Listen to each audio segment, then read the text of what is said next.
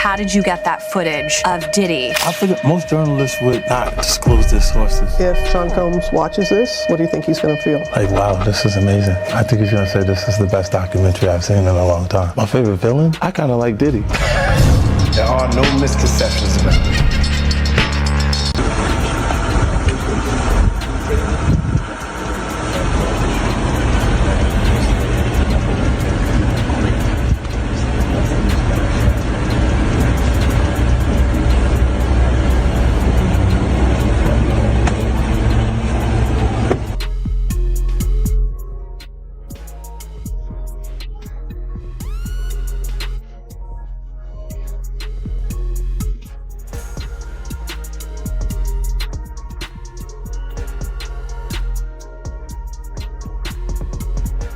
For years, the warning signs were treated as background noise. Uncomfortable moments were laughed off, troubling footage reduced to memes, and serious questions quietly buried.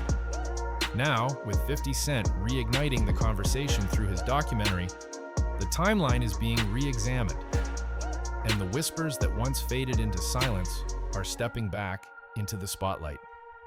At the center stands Diddy, a dominant industry force who shaped careers, and Justin Bieber, and a young star drawn into that powerful circle long before he could fully understand it. This isn't about social media hype or recycled rumor. It is about influence, quiet compliance, and how truth can remain hidden for years when too many powerful interests benefit from keeping it that way. Yeah, so as soon as you turn 16, you know what I'm saying? I'm gonna let you rock this every time you come to LA. Yeah, it's gonna be yours. So, tell you come to LA, it's a little dusty, but you know, come get the front shot of it. Man. Add that out. Minute. Woo. Okay. Okay. All right, so I'm gonna be driving this next year. Yeah, when you get 16, you tell me how you gotta, you know, wear your seat. I mean, I'm 15. You could ride in the passenger seat. I got my permit. Not yet. No. All right, No. 16. You're not 16. ready. Let's slow down. Let's slow down, Josh. Okay. Let's slow down. One Okay. step at a time. But yeah, the keys is yours when you get 16. You good to go. I'm good to go. Yeah. All right. And then when you get 18, you get the house. You get the mansion. Okay. I get the mansion? Yeah. All right. So where are we off to now? Where would you like to go? I mean, wherever you want to go. Where are we going? So check this out, yo. Justin, you ever seen the movie 48 Hours? Right now, he's having 48 hours with Diddy, him and his boy. They're having the times of their lives, like where we hanging out and what we doing. We can't really disclose, but it's definitely a 15-year-old's dream. I have been given custody of him. He signed to Usher. I'm signed to Usher. I had legal guardianship of Usher when he did his first album. I did Usher's first album. I don't have legal guardianship of him, but for the next 48 hours, he's with me. So and we gonna go full crazy. I'm going crazy. Crazy. I'm taking this out tonight. What you wanna do? What you wanna do over the next 48 hours? 48 hours. Let's go. Let's just go get some girls. Let's go hang with some girls. A man after my heart. That's what I'm talking about.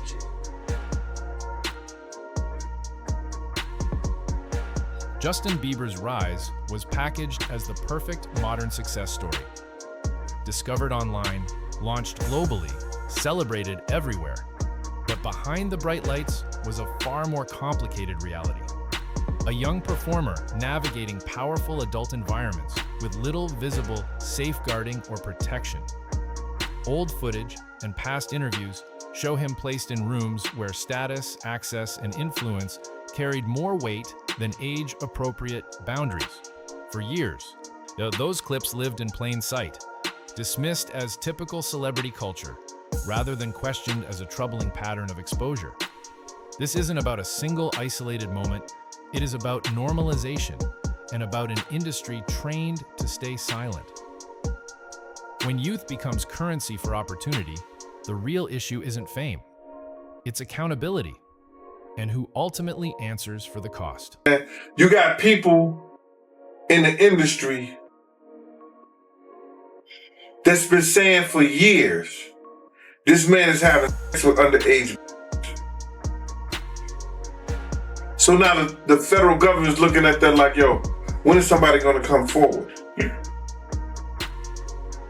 We got this information, this alleged information, but nobody's willing to come forward. Then they go on and say, yo, Shakur Stewart mysteriously dead. Supposed to be a self-inflicted wound. Person that had everything going for him in their life. Kim Porter, dead. Somebody's car gets blown up.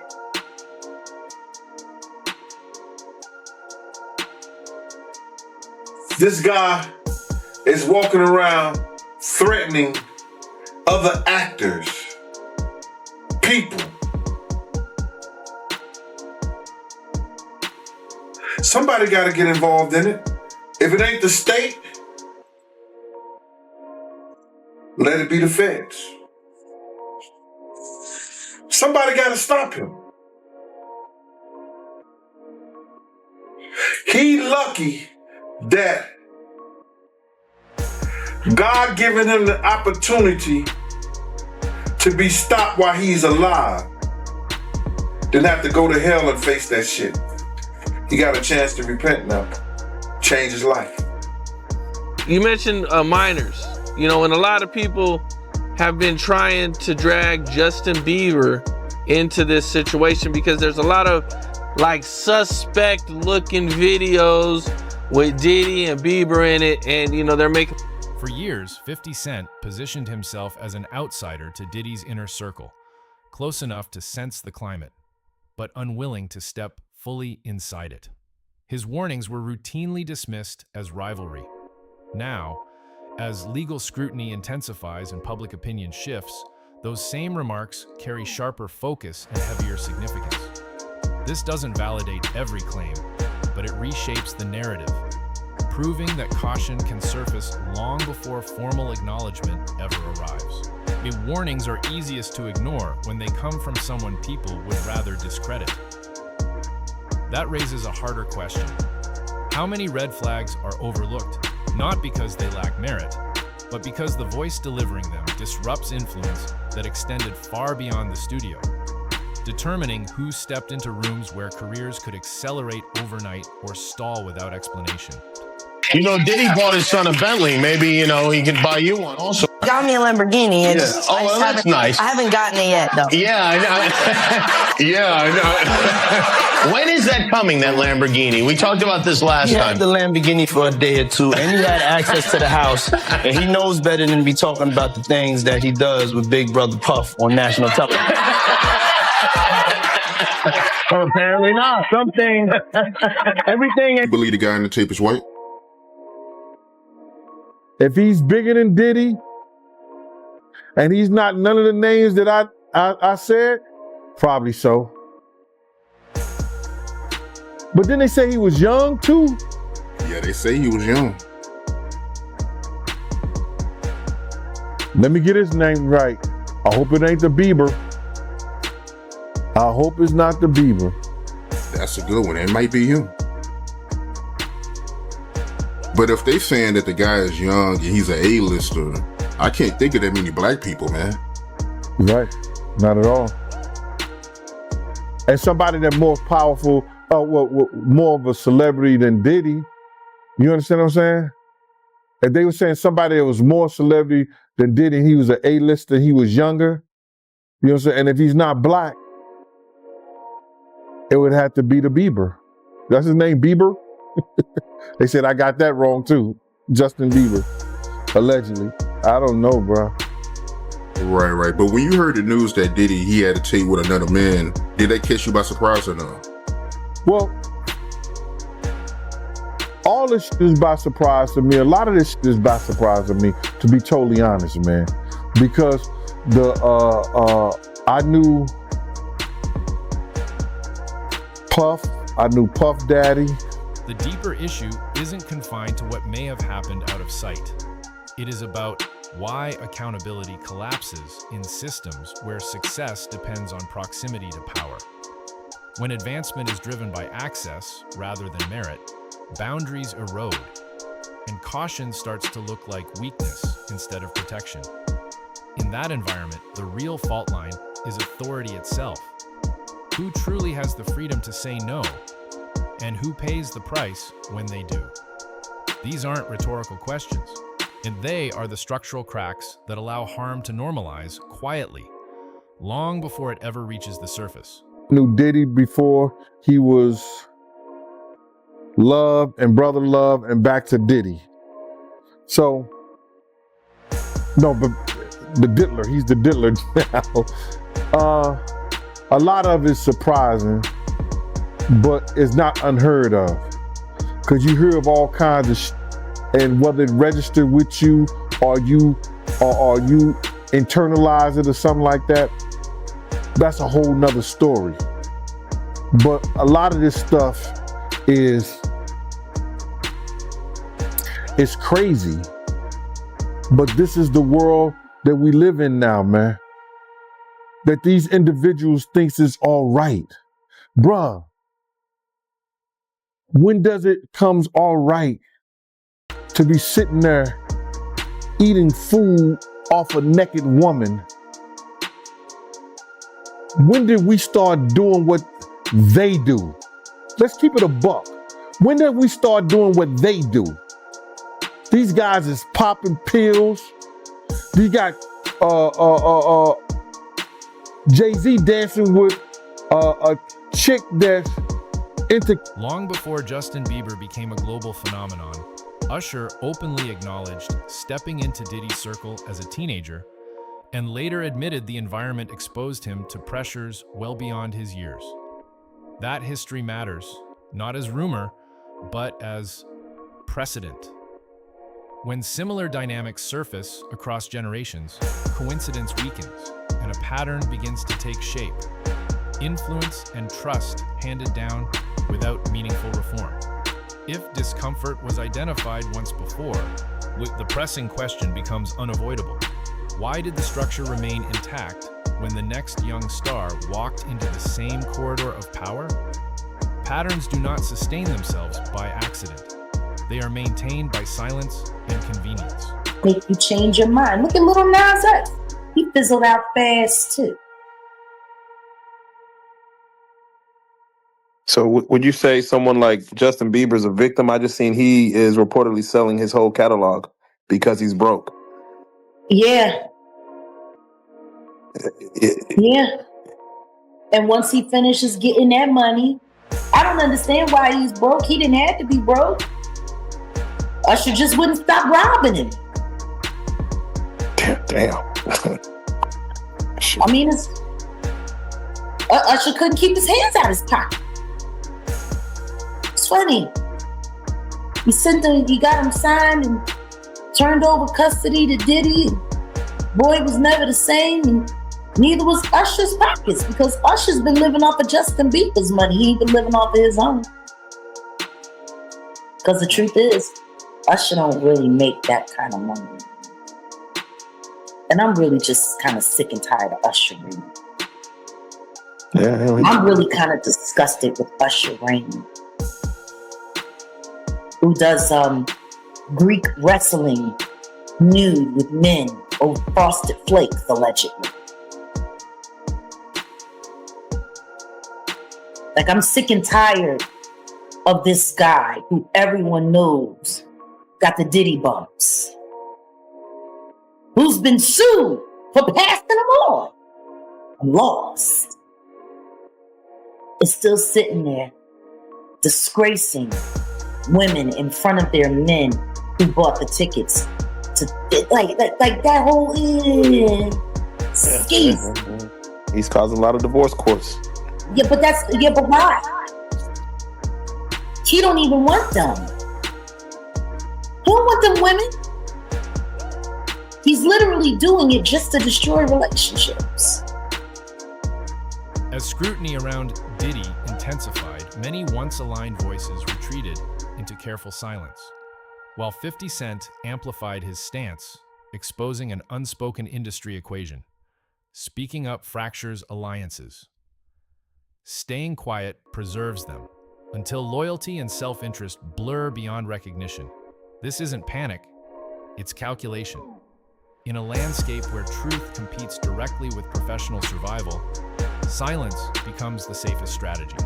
And when that becomes the default, as a harder question emerges. Is genuine accountability even possible within a system structurally designed to protect itself? The answer reveals more about the industry than any single individual ever could. I watched a video of an interview of Justin Bieber, and he was talking about Billie Eilish. And he was like, he was broke, almost in tears. He's like, I just want to protect her. I just want to keep her safe. Yeah. What do you think he went through? Because he knows what's been happening to Billy. Just like everybody knew what was happening to Millie Bobby Brown girl with Drake. These people are monsters. Real life. If that ain't real life, it ain't real life. Just ain't real life street stars. You know what time it is.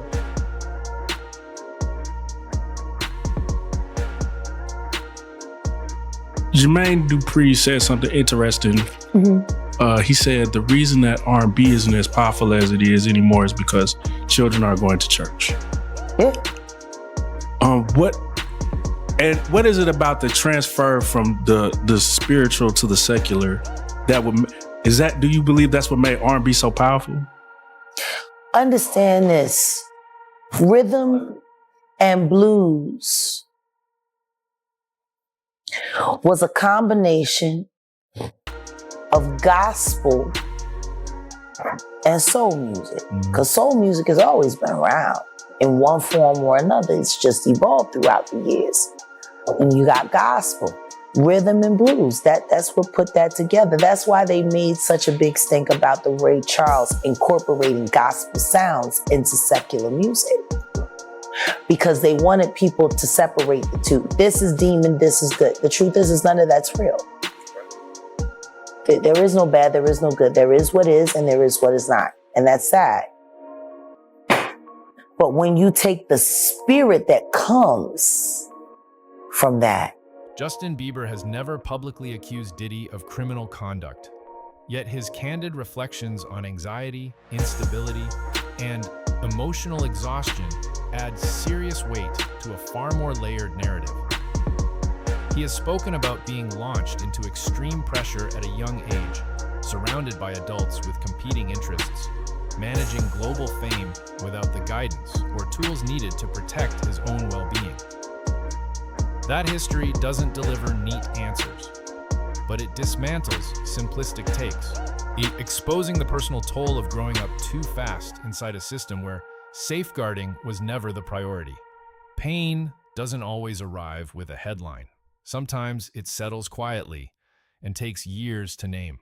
Fight against Diddy to the grand jury and had to give up 8 videotapes to the feds that contained celebrities in these freak-offs with Diddy, is now listing some of the names that he saw on these tapes. And this man said that he got these tapes from a very close friend of Kim Porter's, and these were Kim Porter's tapes that she was going to use against Diddy.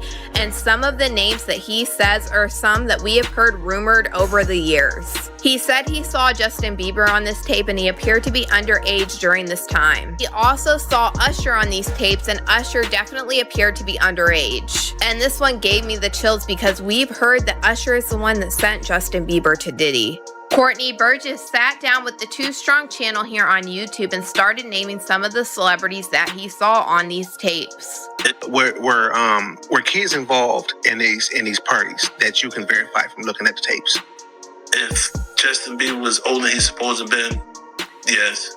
If Usher was older, well, Usher was definitely young. Okay. You understand? The shoulder part was the gloves all in his bed. You know what I'm saying?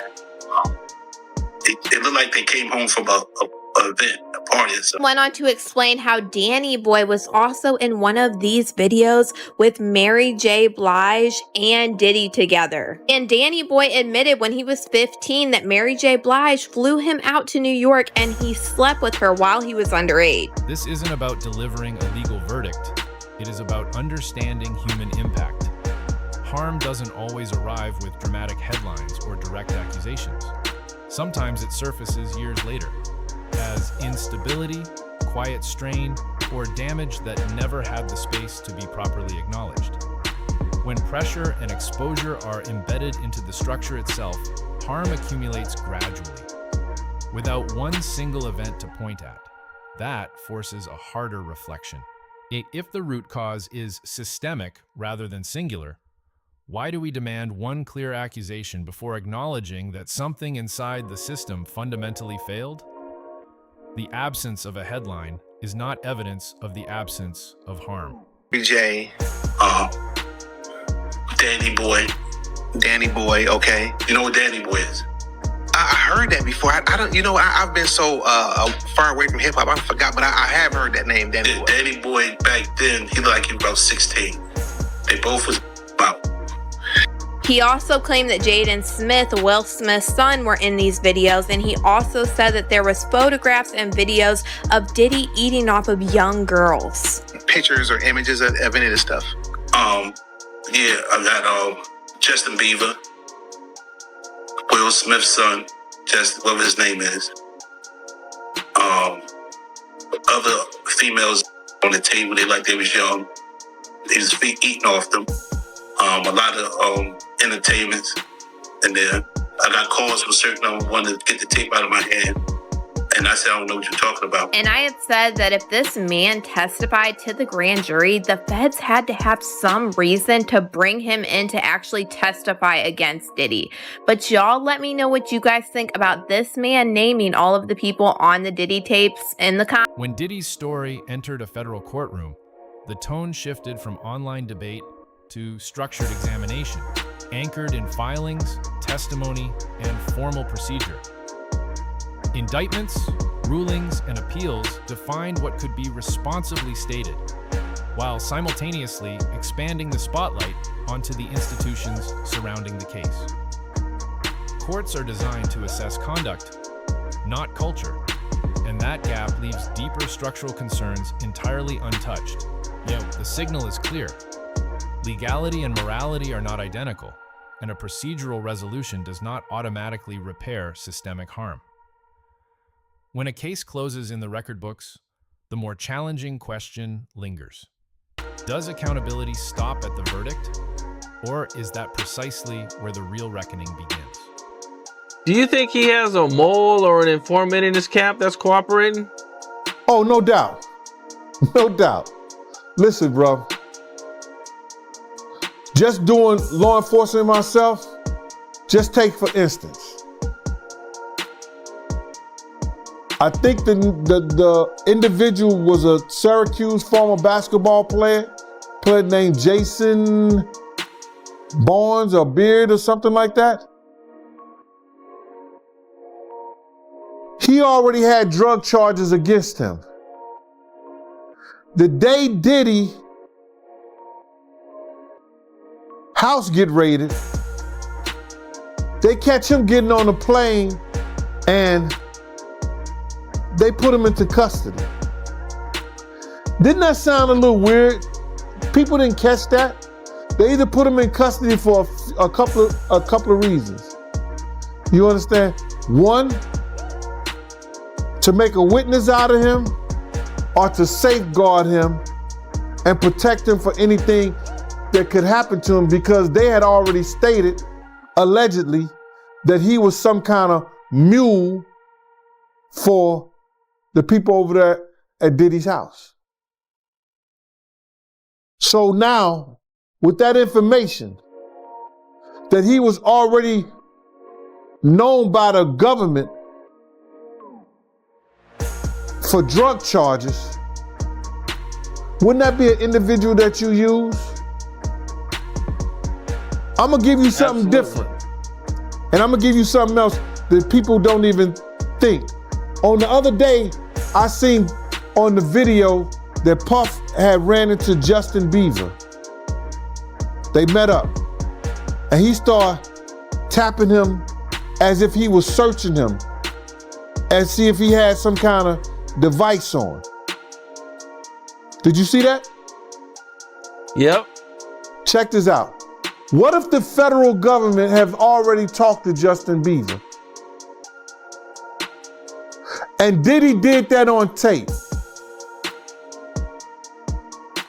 That means in his mind, he think this person may be a witness, right?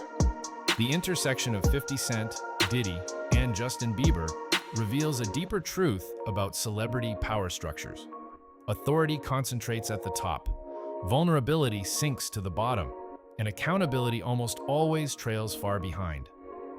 Youth is marketed as raw authenticity, proximity is framed as mentorship, silence is rewarded as professionalism, shaping a culture where imbalance feels routine instead of troubling.